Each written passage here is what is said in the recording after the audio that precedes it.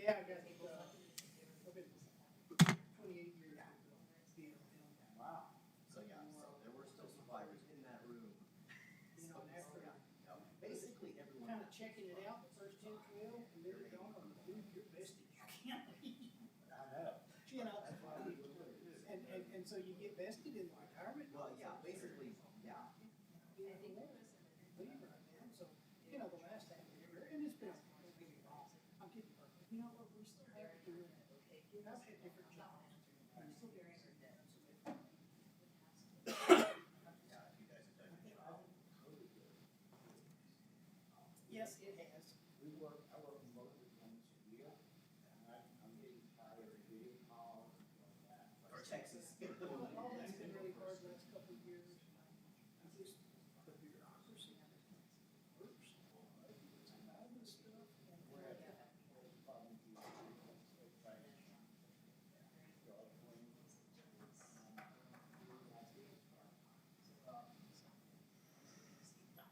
For no reason. Yeah.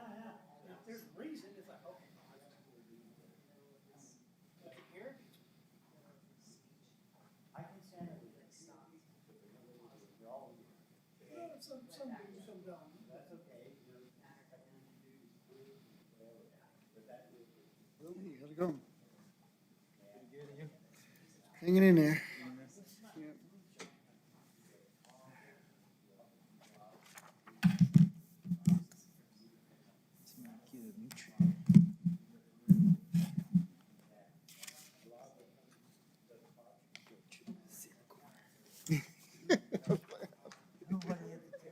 They never have a chair here. I know.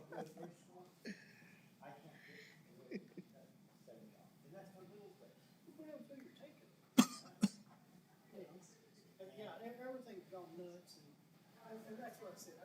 I love my career with the trade and everything. I would have had without if I hadn't. Look at sheet. Oh, shoot. Got a pen I can borrow? Sorry, I didn't. No problem. There we go. Shows you how prepared I am. There you go. Thank you, sir. Hello, Harold. How you doing? I'm great. How are you? I'll bring you the sign in. Oh, okay. I'll come get it. Some days Thank you. Bring it to I know. I can walk, you know. Little movement in my day is not a terrible thing. you. Doing good? I'm great. Good. Yeah, Glad. nice and warm, a little calmer. Now that school's out. Yeah, that's true. That's true. Quick meeting today. With George in the audience, I'm afraid it might take some public questions and, Did you sign? Yeah? Yes. Mm-hmm. Turn them off. yeah, with the bicycle route thing that they're showing or whatever. Howdy. Hi. So I'll see you on Wednesday. What's that? That's the Is that plan. Wednesday? Yeah. Wednesday, 11:30. So what happened? A kid got hit. Where? Crossing that white Crossing White Duck? White Sage? sage. Yeah. So. Good evening. Good evening. How's it going? Good. Good. How do you do? Thank goodness they weren't hurt. They just got bumped, but nonetheless. And so I don't, it was coming to school and the car hit the kid.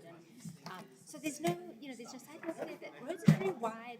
It's all non-parking on one side. It's all unlooked at. There is something that the school district can do, which I did recommend that they do. And there's no, I'll show you what it Yeah, is. there's But no, there's no access to the school on one side. So I was like, you guys should call, our Barbie Stout and Gloria and have them put in a sidewalk and a crosswalk up that way. But it still doesn't change that down there. So I just want your thoughts. Yeah, I gotcha. have Yeah, thoughts out we'll there. take a look at it. Yeah, because if it's Put down some paint I'm or, sure it's probably do something. undeveloped. It's developed. It's all developed. Is it all developed out there? That side of it is because it's adjacent to the school. Yeah, because I know most of that is. I didn't know about the other side. Were they on the other side The other crossing side over is to the school? Yeah, they were on the other side crossing over, and it's a subdivision. And of course, they don't want to walk all the way down to the crosswalk. They have to cross that to get to the crosswalk, so they'd have to go backwards. I don't even know. Yeah, That is I'll have to look their at the We'll go layout. look, Yeah, but I we'll go just look. Yeah. figured that, I only know what I've gleaned from you guys. Right. So, I figured there's was Yeah. worth looking at, and if there's some oversight, we were like, actually, would Yeah, make we'll sense take a to look do at it and this, see what we can then- find out. Yeah, and I saw that the principal can't be there, the assistant principal can't be there. And Tim Zaborski, Okay, right, Tim, yeah. yeah, he's, so he'll come up. Well, we're trying to coordinate, because I guess with all the personnel changes and with the new crossing guard supervisor and all that. Have you we met the new didn't. crossing guard supervisor? No, I had not. So I just got her name print out the yesterday. traffic report? And Good. we didn't know Who is it? anything Is it about, somebody who's been there? we didn't know anything about the summer school program. So none of the flashes were working. See, So we and found out yesterday and, Well, Tom texted me yesterday. Okay. And he said, can you coordinate with, because even the school district has this, kind of, so they said, can you coordinate Tim and Fred Montalvo, who's Right. operations, and give them kind of touch base about the summer school stuff. So and we emailed them, and then they said, well, can you give us the Easter? I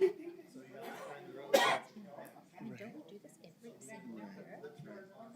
well, we were caught off guard, but, because we were ready for the fall. We're already ready. We already changed the date for June 20th or July 20th or whatever it is, if we're going back, but we didn't know anything about the summer. I mean, and I said, do you know what contact people are? Because I'm going to give you Gary Skelton's number, I'm going to give you Rod's number, Harold's, or not number, email, and then Renee Molina. And I said, those are the people I would call at the county, at the various agencies.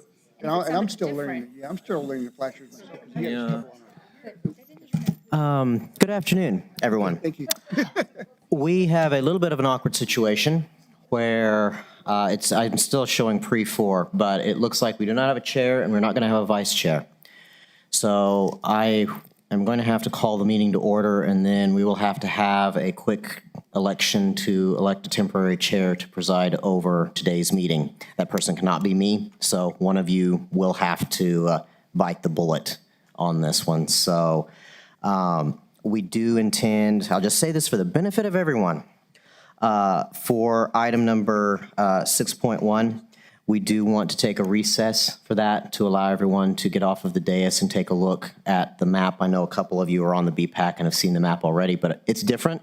We've made some of the recommended changes already, so this is not a complete rehash, but we are going to have to do an election for a temporary chair. So with that, yep, no mic. So I'll give. Are you just anticipating, have you heard that they're not coming? Or We are need to you- get started. Okay. Christine is not going to be here for sure. I don't know where Mike is, but we need to get started. So I will give a moment's pause for the benefit of our transcriptionist. Good afternoon. My name's Andrew Ray. I'm the MPO officer for the Mesilla Valley MPO. I'm going to go ahead and call to order this meeting of the Mesilla Valley MPO Technical Advisory Committee for June 2nd. We are showing 4 o'clock. As we are absent both the chair and the vice chair, I need to seek nominations for position of temporary chair to preside over this afternoon's meeting. Harold Love, New Mexico DOT. I'm willing to fill in as temporary chair for this meeting. All right, I'll accept a self-nomination. Do I have a second? All right, very good. All in favor of Mr. Love from NMDOT serving as chair for this meeting, please say aye. Aye. All opposed? All right, very good. Take it away, Mr. Chair. Okay, we call into order the meeting of the June 2nd Mesilla Valley MPO Technical Advisory Committee. We'll start off with a roll call. Yes, Mr. Chair. Mr. Lenon? Present. Ms. Curry? Present. Mr. Garza? Present. Mr. Wallace? Present. Mr. Skelton? Present. Mr. Lee? Mr. Caballero? Mr. Chair, we have a quorum. Very good. Move on to item number 2, approval of the agenda. Do we have any discussion? If not, I'm looking for a motion to approve. Michael Garza, so moved. Ashley Curry, second. All in favor, say aye. Aye. Aye. Aye. Agenda approved. Item number 3, approval of the minutes. Do I hear any discussion from the May 5th meeting of the minutes? Hearing none, looking for a motion to approve the minutes. Michael Garza, so moved. Andres Len, second. All in favor? Aye. Aye. Aye. Minutes are approved. Next, we have public comment. Seeing none, we'll move over to item number 5, action item 5.1, recommendation of adoption of the Unified Work Plan for fiscal year 23-24, MPO staff. Thank you, Mr. Chair. This is Andrew Ray again for MPO staff. We're presenting today the draft to the Technical Advisory Committee of our proposed 2023 to 2024 Unified Planning Work Program. The UPWP is a 2-year document that outlines the financial and work products that the MPO will undertake during the stated timeframe. The current UPWP that we're operating under went into effect on October 1st of 2020. It expires on September 30th of 2022. In order to meet the state deadlines for this, the federal fiscal year 2023 to 2024 UPWP must be adopted by the policy board by June of 2022, so next week. The most significant change that staff proposed as part of this UPWP is the creation of a specific work task to cover what's become an annual process for us of dealing with various annual calls for project. During the first half of every year, it has come to be a very significant time commitment on the part of MPO staff, and so we decided that it was appropriate to go ahead and create a separate work task item, which is going to be, which is proposed to be work task 4.11. We are also creating a multimodal safety integration work task. This is not really changing anything as much as it's intended to demonstrate our compliance with federal requirements as sort of differently expressed within the new bipartisan infrastructure bill. We also modified the language on work program task 4.6 to include housing coordination, which is something that is it's not a new federal planning factor, but has been amended into an existing federal planning factor, and it is an item of emphasis of FHWA during the implementation phase of the bipartisan infrastructure bill. We also, in anticipation of work with the state, have added item 14 or 4.14. This is to participate with the state in the carbon reduction program. Unfortunately, I don't have any additional information at this time to share as to what's going to be involved in that, because the state itself, as of right now, does not know. This was just something that they literally found out and notified us that we needed to add into the UPWP this week. So further information on this is to be anticipated. The reason why it has to go into this UPWP, though, is that it is a requirement of the bill that the CRP program be implemented by all 50 states within a 2-year time period. So it will be handled within this UPWP. We also have received our projected funding levels for federal fiscal year 23. Those are included in the draft. They do represent an approximate 12% increase in funding from federal fiscal year 2022. We have also included the 2023 numbers in the UPWP as the baseline for 2024. It is expected that those numbers are going to shift. It is just part of our routine operations to do a UPWP amendment every second year of the UPWP to reflect the actual allocations. The BPAC recommended approval of this UPWP draft at their May 17th meeting. MPO staff requests that TAC recommend approval here today, and we will bring this before the policy board for their consideration next Wednesday at their June 8th meeting. I'll stand now for any questions.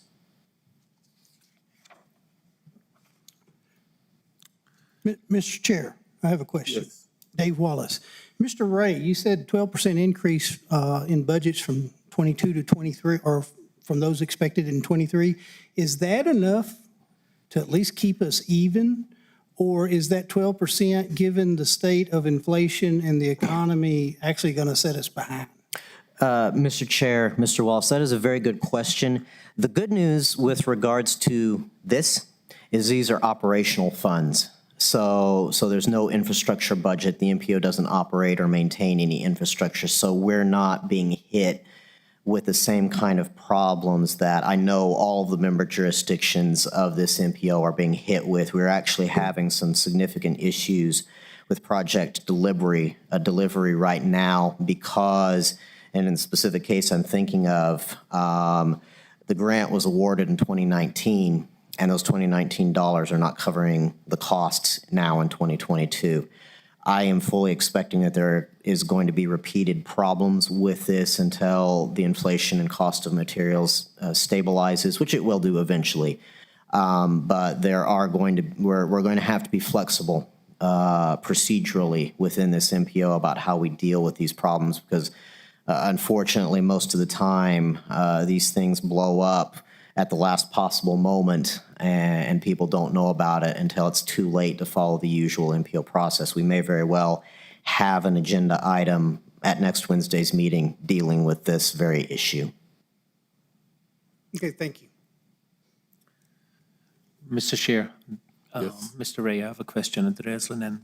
On task for transportation planning, you mentioned new task to become 414 carbon reduction. I'm correct if I assume that is following the CMAQ process or? Mr. Chair, Mr. Lennon, I do not believe so, but I do not know. I believe that the intention of this program is this is going to be a state planning effort, more than necessarily an implementation infrastructure item that would go through the CMAQ process. But it's far too early because, like I said, it was literally last week that I was contacted by the state and informed that they had just learned about this requirement to go in the UPWP. So I don't believe that it will follow the CMAQ process, but don't hold me to that because I may very well be wrong. Okay, thank you very much. Any other questions or comments?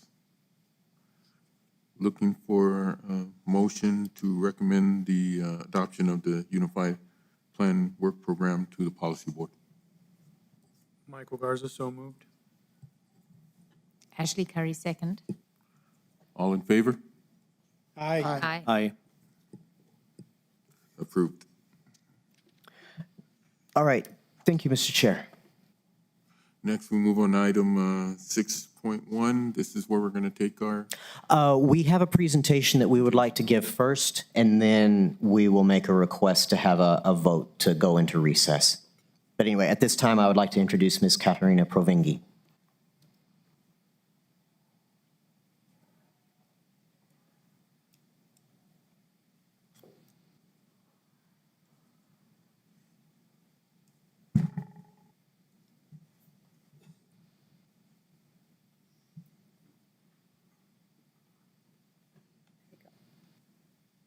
Good afternoon, Mr. Chair and committee members. Sorry, my name is Katerina Provenki. In the past few months, we, the Mesilla Valley MPO staff, drove and inspected roads within the MPO planned area for signage and really any physical markings or evidence of bike lanes. This includes the city of Las Cruces, Mesilla, NMSU campus, and throughout the Doñana County. Data was collected on a physical map on site, which was then transferred over to ArcGIS Pro. We separated all bicycle facilities into 5 separate categories. They are buffered bike lanes, unbuffered bike lanes, shoulders, share the road, and multi-use paths. So just a little lesson, we have buffered bike lanes, which is simply just you have a small space that's in between the road and the bike lane. We have the unbuffered bike lane, that is just a line that separates the road and the bike lane. Shoulders, we have a line, but we have basically undeveloped land next to it. So the unbuffered bike lane has a curve, a sidewalk, or something that's paved and developed there. Shoulder, there's basically nothing that's built there.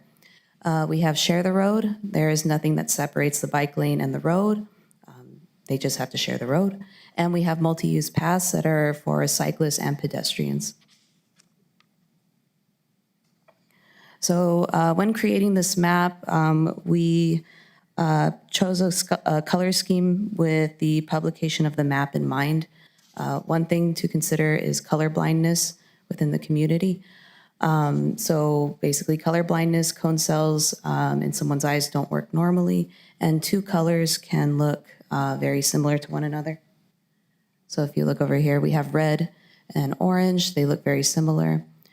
We have blues, purples. They look very similar to one another. Green and yellow. Same thing right over here. So that's how we determine the color palette. The best way to ensure that someone with color blindness can read this map is to use complementary colors and gradients. Complementary colors are colors that are opposite of one another on the color wheel.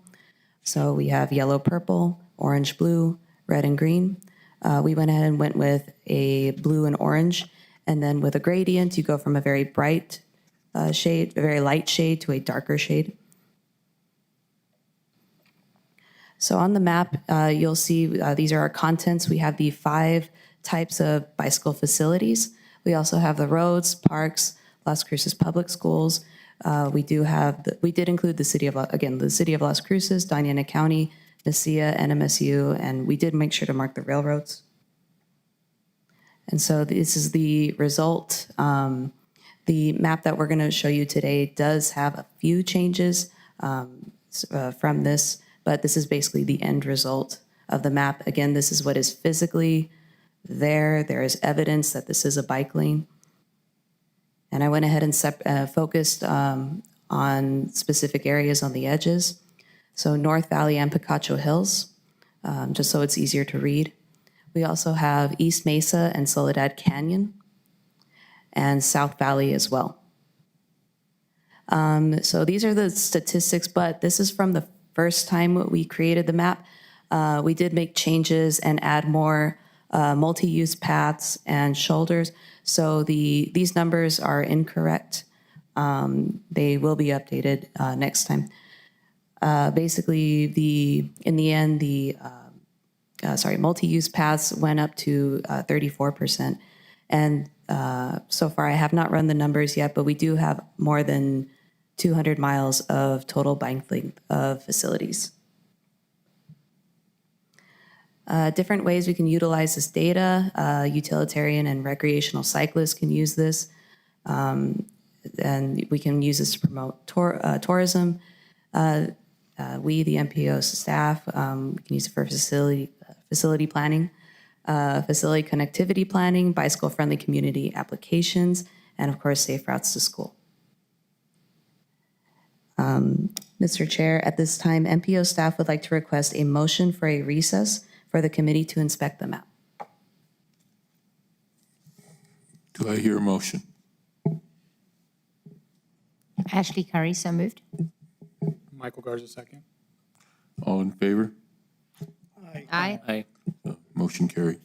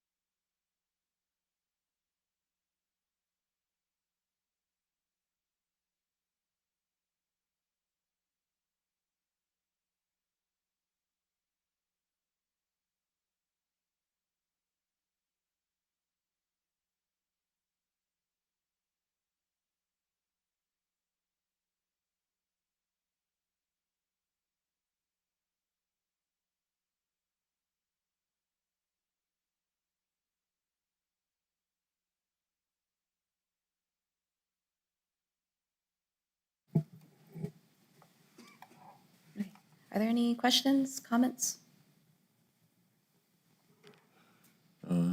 Seeing none, we'll move on with the agenda to committee and staff comments.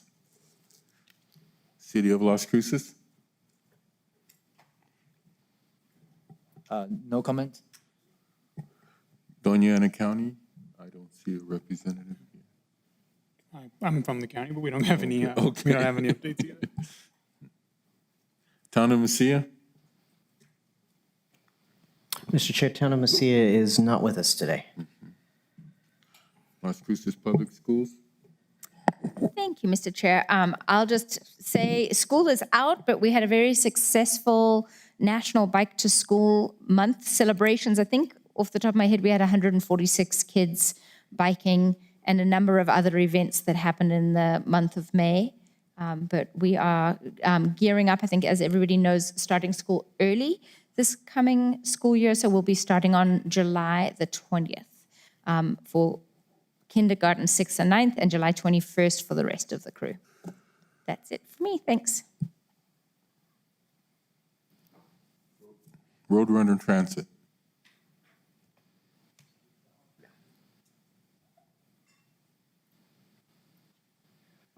This is Mike Bartholomew. Really, the only updates I have is that we did get our grant applications in for the bus facilities for some additional funding to finish off the construction on our maintenance and operations facility. And we also did a low-no application for 7 battery electric buses that we would purchase off the options that we have on our existing one. So we're keeping our fingers crossed, and thank you to all the entities that provided letters of support, for our application as well. We're looking forward to that. The RFP for the construction, I believe they extended another week or two. It was to close today because they just needed more time to respond to some of the questions. But we're still hoping to fast track it as much as possible to get a contractor on board and a notice to proceed by late August, early September in there.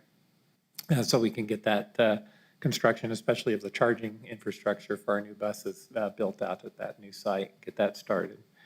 We're looking forward to that. We have been looking into the issue, trying to get information from FTA. They haven't been very forthcoming, but as many of you know, there's some new Buy America requirements that came out with the infrastructure bill. So it's a little unclear in reading through all the information, whether this applies to any project that goes forward from now on, whether we're using old money or new money. And right now our grants are tied up with old money. So we're trying to get clarification on that because it could potentially increase the cost of this facility, like 30% is what we're getting estimates on.